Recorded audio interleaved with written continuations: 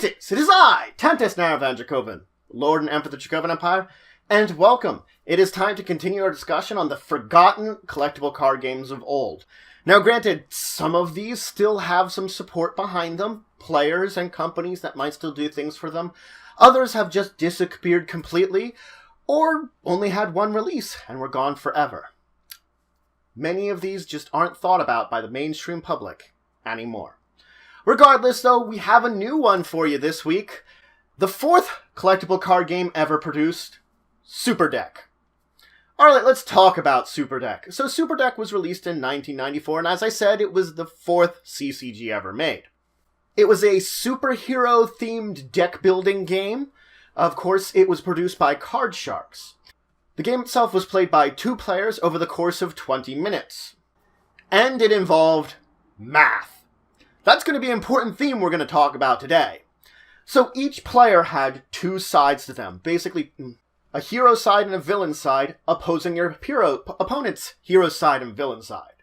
The art on the card itself was a kind of colored pencil / inked look that was a lot reminiscent of some classic kind of comic book appearances. So it did get the theme of comic book very well with the appearance of the art, though the heroes that they showed off were not linked to any distinct comic book company or stuff. This was their own heroes they were producing in this classic old-style comic book feel, before they used a lot of computer help to fix some of the problems that would occur with comic books. Now, the original set was 160 cards, and they did have a secondary expansion that came out called Slim Decks they released in June of 1995. So as I said, it's all about heroes versus villains. Each player would take a 40-card deck, which is important to note that they would have no more than 4 of any copy of these cards within these decks. And then at the beginning of game, you would draw 7 cards. At this point in time, you're beginning to build your 2 sides, your hero side and your villain side. Your hero side to your left, your villain side to your right. You will be basically playing a hero or a villain with a base number to them. Then you will play cards that will enhance these, either adding, subtracting, or multiplying the numbers. Noting that you will add together all your numbers / subtract all your numbers before you multiply, so multiplications are done last. You can play location cards, which affect both sides. There are certain other cards which negate things on your opponent's side that you can use to cancel out cards that they might have. They could even cause your opponent to discard cards. There are special cards, which I'll talk about in a minute. Gameplay goes at turn by turn, where each player plays 1 card from their hand and then draws a card to replace it. Turns go in an order where each player plays 1 card from their hand and then draws a card to replace it from their deck. Or, if you wish, you can discard any number of cards from your hand and draw the replacements for that, ending up with 7 cards at the end of your hand regardless. This is in place of playing a card on your turn. Now let's talk about what these numbers that we've been mathematically putting together, adding, subtracting, and multiplying, mean.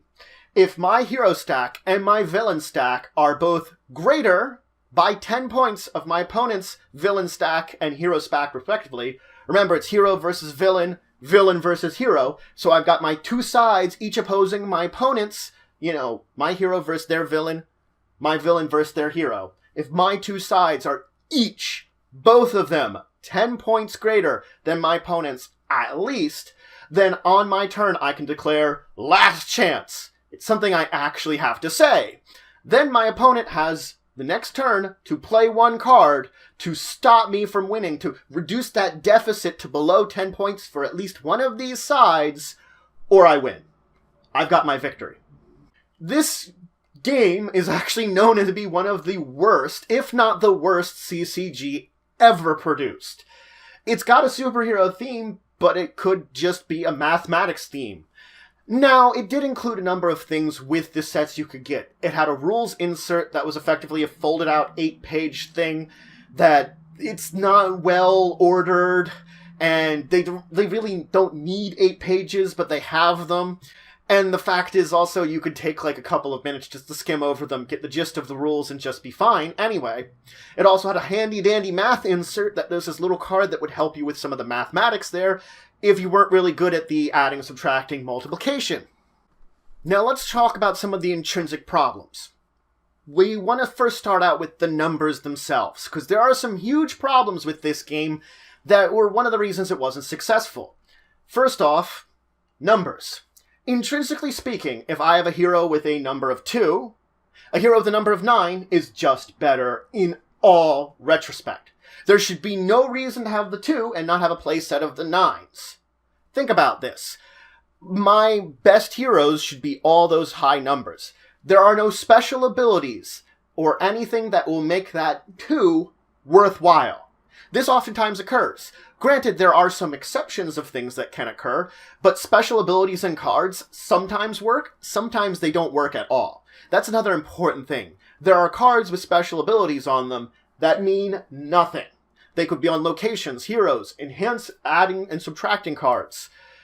That's the sheer fact, is you get to these points in times where you have cards which are just intrinsically better than others, and you have no reason to play with the worst cards, period. Why play with that 2 with no kind of special ability, with nothing on it, when I could easily just have 9s replacing it? Here lies in the next problem. Special cards. There are some special cards which have no effect whatsoever. There's one that makes you replay the last turn, but there's only one card that's being played on that turn, so isn't that card just played again? There's another card that cancels out another player's next card play. But you can only play one card a turn. So you play this turn, you cancel your opponent's, and then it's your turn again. You see what I'm saying? They have no real effect. The special cards are just terrible. Many of them are. And it's a lot of these problems, especially the fact that it doesn't need the superhero theme either.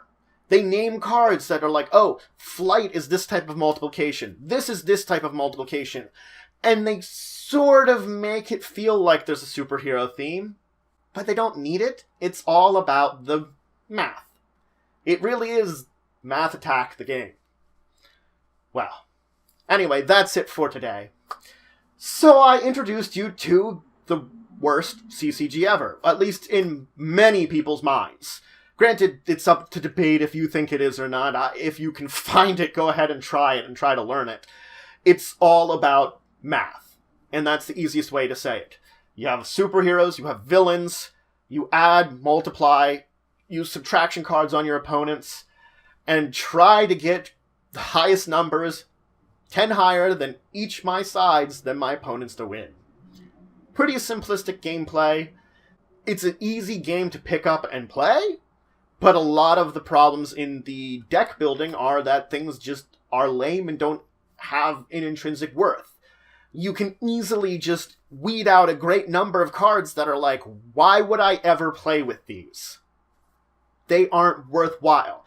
Granted, sometimes this occurs in other collectible card games, but normally there's a time and a place for everything in every collectible card game. Fodder oftentimes can have its uses. Here, no.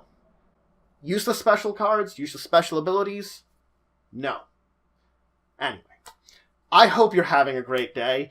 If you've had actually some terrible experience experimenting with some CCGs, why don't you let me know about this below? And especially if you've tried Super Deck, let me know in the comments below.